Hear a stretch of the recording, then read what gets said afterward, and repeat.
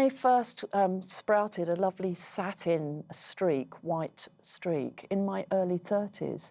And it wasn't as well received as I thought it would be, because I was told that it made me look old and I would be wound down if I perhaps didn't consider dyeing it. But I'm a gobby woman, and I felt very strongly, I was on primetime TV for 12 years during that time, that what I stood for, what I knew, what knowledge I had to contribute was actually more valuable than the way I looked. So what Mary Beard says rings true, that women feel under pressure to do something about grey hair. Do you still feel the same way now? Because obviously you're sporting your grey, you're proudly showing it off. I'm sporting a full mane of long grey hair, which, yes, I am very proud of. But let's not make any mistake. I'm in a very specific job. I work in fashion, so I can be an individual.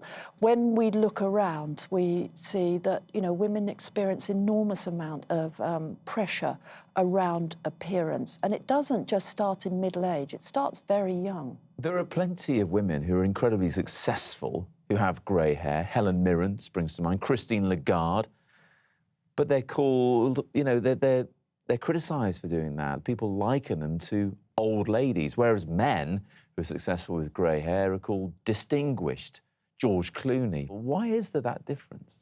Well, this is a kind of, you know, a sort of cultural understanding that men are allowed to engage with their intellect, their achievement, and women are defined purely by their appearance. Is it women evaluating other women on their looks?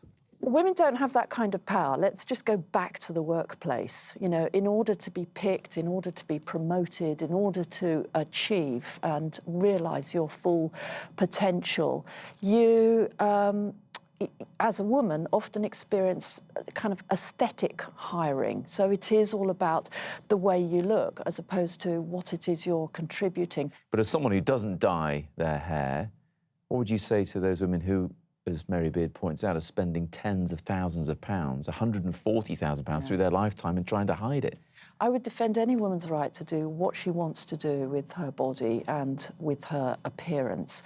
But I would say that it's very liberating being able to look in the mirror and connect with the person that you know yourself to be and not feel that you have to cover up if you don't want to.